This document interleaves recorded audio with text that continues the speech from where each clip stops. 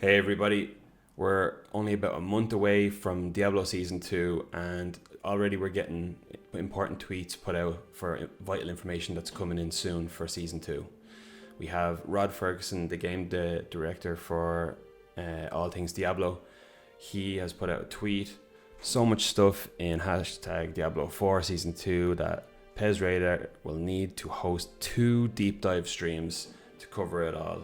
Hashtag Season 2 hashtag Season of Blood. So 2 deep dives. So we're going to get 2, I'd say 2-hour streams, 1.5 hour, 2-hour streams, deep diving into all the changes. And we've seen already, we've gotten an announcement from Season 2 at Gamescom, and we've seen that there's going to be the most important things: an overhaul to vulnerable overpower affixes. They're going to be really introducing resistances for the first time because they haven't played a part in the game so far, only just jamming up our gear affixes. So I really hope that there's some really good changes to these. And the other really, really good thing, aside from the seasonal mechanic, is they're bringing in 5 new endgame bosses, whether they're reused skins of campaign bosses, or if it's going to be brand new bosses we haven't seen before, or a mix of both. Either way, the end game needs it. Once you get to level 70, it just completely stagnates. What I'm really hoping for is how the 1 to 50 is really nice and smooth as it has been, and then your journey from World Tier 3 into World Tier 4 isn't just like a hard stop. I want that same feeling to cascade into the next end game boss, which maybe it's staggered from between 70 and 100, so that you can always be having a new challenge to get to. So you've beaten your first end game boss, now you've unlocked the gates of hell, now we can go down to hell and fight the next, something like this.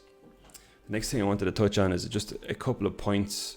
I was reading a Reddit post by this guy Malefic Mike, and he touched on why he thinks the likes of vulnerable and overpower weren't working properly. And apparently, I don't know how true this is, but the team lead for Diablo 4 was the same lead for God of War 4, and that's where the focus for the stuns and shield break and vulnerability and other mechanics were inspired.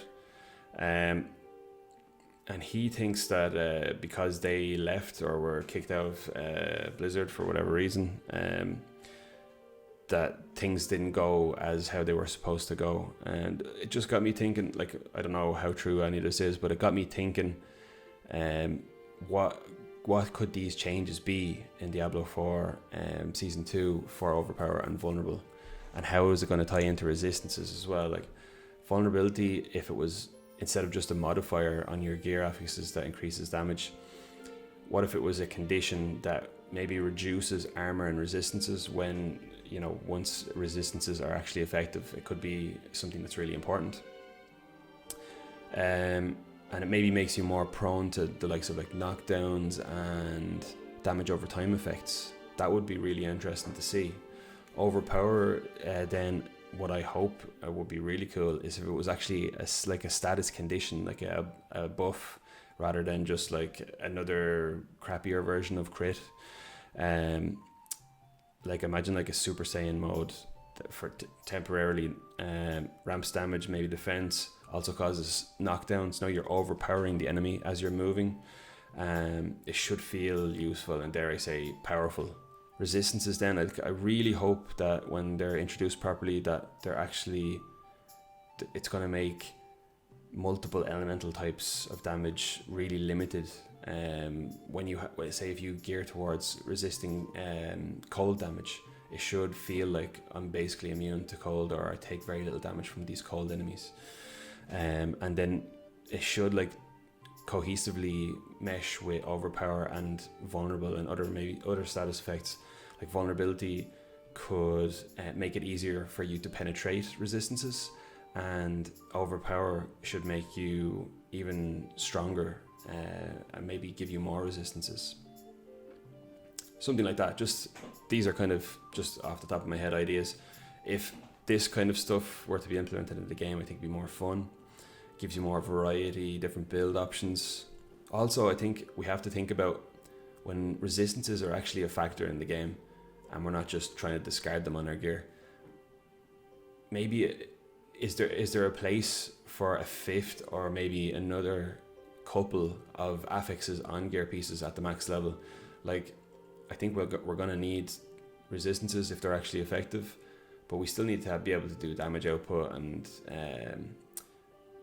other cool effects that maybe would be build defining, but not just, now we don't want to just be pigeonholed into, well, we have to have 100% resistance or 75% resistances on everything, so now we're only going for that, and our damage is being affected as well. So we need to be able to really refine the characters, or maybe it would be good anyway, because I don't know, you'd be able to just have this complete tank who doesn't do that much damage but can take a punch all day, although it doesn't sound that much fun, but I don't know.